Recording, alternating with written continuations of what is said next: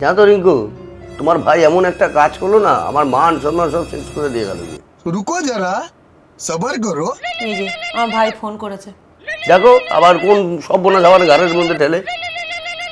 চুপ করো একটু, ফোনটা ধরি। হ্যালো, এদিকে কেমন আছিস? খুব ভালো আছি রে ভাই, তুই কেমন আছিস? তো ভালো আছি। জামাইবাবু কোথায়? জামাইবাবুকে একটু দে তো। আচ্ছা ধর দিচ্ছি। না না, আমি কথা বলবো না। আরে বলো না, ধরো। হ্যালো, ভালো আছি। আমি তো এসি কিনতে এসেছি, বলো তো কোন কোম্পানির এসিটা নেওয়া যায়? তুমি এসি কেনো আর ঠান্ডা হাওয়া খাও, এটা কি জানো তোমার বোনকে কি দিয়েছিলা?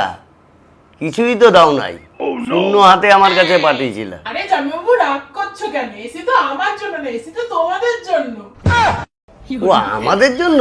সে তো ভালো কথা, তোমার বোনকে তুমি দেবা ভালোবেসে, তাতে কি আছে, কিন্তু যখন দেবে 2 টন দিও। আরে হ্যাঁ জামাইবাবু, আমি 2 টনই দেখেছি, কিন্তু জানো একটা প্রবলেম হয়ে গেছে। 2 টনের দাম 1 লাখ টাকা, আর আমি 90,000 টাকা এনেছি। আর 10,000 টাকা তুমি দিতে পারবে?